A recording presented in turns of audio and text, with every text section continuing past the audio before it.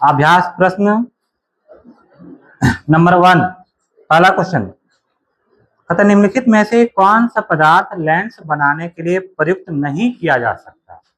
अब आप लोग याद करो कि लेंस आप लोग जब बता रहे थे वहां पर क्या बताते थे, लेंस किस पदार्थ का टुकड़ा होता है, पारदर्शी पदार्थ का टुकड़ा, ठीक है। अर्थात जो भी लेंस बनेगा वह कैसा पदार्थ होना चाहिए, पारदर्शी पदार्थ होना चाहिए।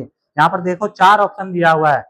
पहला जल, क्या पारदर्शी होता है कि नहीं होता है, कांच ये भी होता है, प्लास्टिक भी होता है, और चौथा ऑप्शन दिया आपका मिट्टी।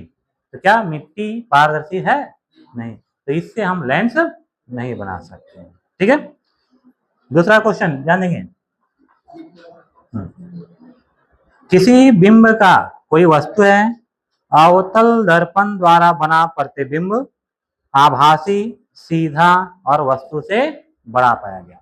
दर्पण कैसा है, अवतल, और जो प्रतिबिंब बन रहा है वह आभासी, सीधा और बड़ा है। ध्यान देना, आभासी, सीधा और बड़ा है। अब बताओ अवतल दर्पण में वस्तु को कहाँ रखते हैं तब आभासी, सीधा और बड़ा बनता है, ध्रुव और फोकस के बीच में जब रखते हैं तब आभासी, सीधा और बड़ा बनता है। देखो क्या ऑप्शन में दिया हुआ है, दर्पण के ध्रुव तथा मुख्य फोकस के बीच, ठीक है, ऑप्शन नंबर डी। नेक्स्ट अगला प्रश्न देखेंगे, किसी बिंब का कोई वस्तु है, उसका वास्तविक तथा समान आकार का प्रतिबिंब, कैसा प्रतिबिंब प्राप्त होना है, वास्तविक, ठीक है, रियल इमेज, और कैसा, सेम साइज का, कैसा, सेम साइज का प्रतिबिंब प्राप्त करना है। इसके लिए वस्तु को उत्तल लेंस में कहाँ रखेंगे, तो वास्तविक होना चाहिए और बराबर आकार का होना चाहिए। बराबर आकार का प्रतिबिंब उत्तल लेंस कहाँ बनाता है, जब वस्तु को 2f1 पर रखते हैं, कहाँ रखते हैं, 2f1 पर रखते हैं, तब इसका प्रतिबिंब 2f2 पर बनता है, और यहाँ पर h डैश और h दोनों आपस में बराबर होता है, ठीक है। अब देखो ऑप्शन कौन सा होगा, फोकस दूरी की दोगुनी दूरी पर कहाँ रखेंगे, 2f1, इसका मतलब फोकस दूरी जो है उसका दोगुनी दूरी पर जब वस्तु रखेंगे तब वास्तविक और बराबर आकार का प्रतिबिंब प्राप्त होगा, ठीक है। नेक्स्ट चौथा क्वेश्चन महत्वपूर्ण है, ध्यान देंगे, क्वेश्चन नंबर 4, किसी गोलीय दर्पण या गोलीय लेंस, क्या है सो नहीं पता, दर्पण है या फिर लेंस है, दोनों का फोकस दूरी -15 है, यानी जो f है वह कितना दिया हुआ है, -15 सेंटीमीटर। दर्पण तथा लेंस संभवतः है, यानी दो चीज है, दर्पण है या लेंस है, दोनों दर्पण है या दोनों लेंस है ये पता नहीं है, लेकिन इतना आपको दिया गया है कि इसका फोकस दूरी कितना है, -15 सेंटीमीटर। बताओ क्या दोनों अवतल है, यानी लेंस और दर्पण दो चीज है, लेंस और दर्पण, तो क्या दोनों जो है दोनों अवतल है या फिर दोनों उत्तल है, या दर्पण अवतल और लेंस उत्तल है, या तो फिर दर्पण उत्तल या लेंस अवतल है। अब फोकस दूरी क्या होना चाहिए, माइनस। अब ये उत्तल लेंस छापते हैं और ये अवतल लेंस, ये उत्तल दर्पण है और ये अवतल दर्पण है, ठीक है। अब बताओ इसका जो फोकस दूरी होता है वह कैसा होता है, प्लस में होता है, इसका फोकस दूरी माइनस में होता है, इसका फोकस दूरी, उत्तल दर्पण फोकस दूरी प्लस में होता है, अवतल दर्पण का फोकस दूरी माइनस में होता है, ठीक है। तो एक लेंस है और एक दर्पण और दोनों का फोकस दूरी -15 है, तो बता सकते हैं दोनों क्या होगा, क्या उत्तल होगा, क्या नहीं होगा, दोनों क्या होगा बताओ, अवतल, यानी अवतल लेंस और अवतल दर्पण, तभी उसका फोकस दूरी क्या होगा, -15 सेंटीमीटर होगा, ठीक है। कोई दिक्कत इसमें नहीं। चलो नेक्स्ट क्वेश्चन, एक दर्पण है, आप चाहे कितनी ही दूरी पर खड़े हों, दर्पण के सामने कितनी ही दूरी पर खड़े हों, आपका प्रतिबिंब सदैव सीधा प्रतीत होता है, हमेशा सीधा प्रतिबिंब बनाता है, ठीक है, हमेशा सीधा प्रतिबिंब बनाता है। बताओ वह क्या हो सकता है, हमेशा सीधा प्रतिबिंब बनाता है वह क्या हो सकता है? लेंस के बारे में यहाँ नहीं बात कर रहे हैं, दर्पण है। ठीक है, पहला ऑप्शन दिया हुआ है केवल समतल दर्पण। अब याद करो कि समतल दर्पण जो प्रतिबिंब बनता है वह हमेशा सीधा बनता है। आप दर्पण के सामने कहीं भी रहेंगे हमेशा सीधा ही बनेगा।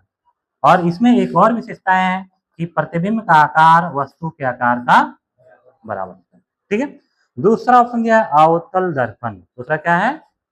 अवतल दर्पण। आप ध्यान देंगे, अवतल दर्पण सीधा प्रतिबिंब बनाता है और उल्टा भी बनाता है, हमेशा सीधा ये नहीं बनाता है। एक ही कंडीशन में सीधा बनाता है, जब ये कहाँ रहेगा? P और F के बीच में। ठीक है, यानी ये हमारा ऑप्शन में नहीं होगा।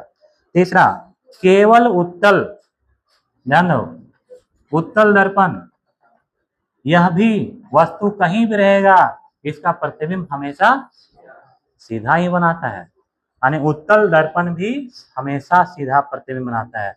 तो कौन सा ऑप्शन सही होगा? ध्यान दो, यहाँ पर ऑप्शन बोला केवल समतल, केवल समतल नहीं, उत्तल दर्पण भी सीधा बनाता है। ठीक है, केवल उत्तल दर्पण ही नहीं, समतल दर्पण भी सीधा प्रतिबिंब बनाता है। इसका मतलब दोनों आंसर होगा, समतल दर्पण भी होगा और उत्तल दर्पण भी होगा। अर्थात वह दर्पण या तो समतल होगा या तो फिर उत्तल होगा। बात में आया? या तो समतल होगा या तो फिर उत्तल होगा, दोनों हमेशा सीधा बनाता है। लेकिन अंतर क्या हो जाता है बता सकते हैं? इसमें प्रतिबिंब का आकार वस्तु के आकार का बराबर होता है और इसमें प्रतिबिंब का आकार वस्तु के आकार से छोटा होता है। सीधा और आभासी बनता जरूर है, लेकिन अंतर हो जाता है उसके आकार में। ठीक है, नेक्स्ट अगला प्रश्न है, ये भी महत्वपूर्ण और इसके बारे में चर्चा कर चुके थे। ठीक है, अब देखो, तो किसी शब्दकोश, कोई डिक्शनरी है और डिक्शनरी में बहुत छोटा छोटा लिखा रहता है। ठीक है, अब उसके छोटे अक्षरों को पढ़ने के लिए, उसके छोटे अक्षरों को पढ़ने के लिए आप कौन सा लेंस का प्रयोग करेंगे? कौन से लेंस का प्रयोग करेंगे? उत्तल लेंस, या पहले बताओ उत्तल लेंस या अवतल लेंस? कौन सा लेंस का प्रयोग करेंगे? अवतल का प्रयोग करेंगे। ध्यान दे सर, एक उत्तल लेंस लेते हैं और एक, अब डिक्शनरी में लिखा हुआ अक्षर बहुत छोटा छोटा है और उसे देखना है तो हमें क्या करके देखना पड़ेगा? बड़ा करके देखना पड़ेगा। जबकि अवतल लेंस हमेशा छोटा प्रतिबिंब बनाता है, सीधा तो बनाता है लेकिन हमेशा छोटा। तो ये तो कंफर्म है कि हम उत्तल लेंस का प्रयोग, सॉरी अवतल लेंस का प्रयोग नहीं करेंगे, क्योंकि छोटा बनाता है, हमको बड़ा करके देखना है। और बड़ा करके देखने के लिए कैसा लेंस होना चाहिए? उत्तल। अब यहाँ पर हम दो लेंस बनाते हैं, ध्यान देंगे, यहाँ दो लेंस बना रहे हैं। ठीक है, एक का फोकस दूरी मान लेते हैं 50 सेंटीमीटर। एक का फोकस दूरी कितना है? ये 50 सेंटीमीटर। ठीक है, और एक दूसरा लेंस है, इसका फोकस दूरी है 5 सेंटीमीटर। फोकस दूरी कितना है? 5 सेंटीमीटर। अब इन दोनों में ध्यान देंगे, सीधा प्रतिबिंब प्राप्त करने के लिए वस्तु को हमें कहाँ रखना पड़ेगा? फोकस और लेंस के बीच में। मतलब यदि यहाँ पर कोई कुछ लिखा हुआ है, ठीक है, मान लो छोटे छोटे अक्षरों में यहाँ पर लिखा हुआ है, इसको देखना है तो हमें इस वस्तु को लेंस से कितना अंदर में रखना पड़ेगा? अब जैसे मान लो इसका फोकस 50 है, कितना है? 50। तो इसका मतलब इसको यहां से लेकर के यहां तक कहीं भी रख सकते। लेकिन ध्यान देंगे, जब इतना दूर में रखेंगे इस लेंस में हमें इस बोर्ड का कितना एरिया दिखाई पड़ेगा? वहां से आप लोगों को नहीं दिखाई पड़ेगा। मान लो कॉपी में रखेंगे ऐसे, वो जितना ऊंचा रखेंगे तो क्या देख पाएंगे? यानी किसी भी कॉपी किताब को देखने के लिए, पढ़ने के लिए लेंस, हमारा आंख और उस कॉपी किताब के बीच का दूरी कितना होगा? कितना होगा? 25 सेंटीमीटर से दूरी तक आगे तक पढ़ सकते हैं। यानी जनरली कितना दूर, मान लो कॉपी किताब ऐसे रख के पढ़ रहे हैं या टेबल में रखा हुआ है, तो उसके बीच का दूरी कितना होगा? 50 सेंटीमीटर हो सकता है, यानी 50 से कम ही होगा, 50 से ज्यादा। यानी कभी भी हम जब पढ़ते हैं, लिखते हैं, तो कॉपी किताब और हमारा आंख के बीच का दूरी 50 से ज्यादा, बहुत मुश्किल 30 से 40 होता है, उससे ज्यादा नहीं होगा। ठीक है, अब जब 50 रहेगा तब ऐसे जब देखेंगे तो क्या इसका प्रतिबिंब दिखाई पड़ेगा? नहीं दिखाई पड़ेगा। ठीक है, क्योंकि हमको देखना एक छोटा सा चीज, इतना दूर को, और जितना दूरी बढ़ाते जाएंगे इसमें इसका एरिया बढ़ते जाएगा। ठीक है, और हमको देखना है इसको, और जब इतना दूर में रखेंगे तो क्या दिखाई पड़ेगा? पूरा बोर्ड दिखाई पड़ेगा, पूरा किताब दिखाई पड़ेगा। हमें पूरा किताब नहीं ना पढ़ना है, पढ़ना है उस किताब में से किसी भी एक अक्षर को। ठीक है, और इसके लिए हम क्या करते हैं, इसमें सटा के रखते हैं। क्या करते हैं? इसमें सटा के रखते हैं, अर्थात उस कॉपी डिक्शनरी से इसका दूरी मैक्सिमम 2 से 3 सेंटीमीटर 4 सेंटीमीटर तक होता है। यदि 20 सेंटीमीटर दूरी पर रख देंगे तो क्या होगा? पूरा किताब दिखेगा, और उस पूरे किताब में जितना चीज लिखा हुआ है सब दिखेगा, और उसके बाद उसमें से खोजना पड़ेगा कि हमें क्या देख रहा है। बस में आ रहा है? मान लो पूरा पेज है, इतना बड़ा पेज है, ठीक है, अब इसमें पूरा लिखा हुआ है। अब जितना दूर करेंगे तो हमें ये पूरा पेज इसमें नजर आएगा। अब इस पूरे पेज में हमको बस यहाँ पर इतना चीज देखना था, तो क्या करना पड़ेगा बताओ? इस पूरे भीड़ में इस अक्षर को ढूंढना पड़ेगा, उसके बाद इसको पढ़ सकेंगे। ठीक है, इसीलिए इसके लिए क्या करना पड़ेगा? जिस अक्षर को देखना है वहीं पर हम सटा के रखेंगे, इसमें केवल वही दिखाई पड़ेगा। इसीलिए बताओ इसका लेंस कितना होना चाहिए? 50 की 5 सेंटीमीटर होना चाहिए, और तब जा करके उस लेंस और उस अक्षर डिक्शनरी कॉपी किताब के बीच का दूरी 5 से कम रखेंगे, तब हमें वह प्रतिबिंब इसका सीधा बनेगा और बड़ा बनेगा। ठीक है, इसीलिए इसका आंसर क्या होगा?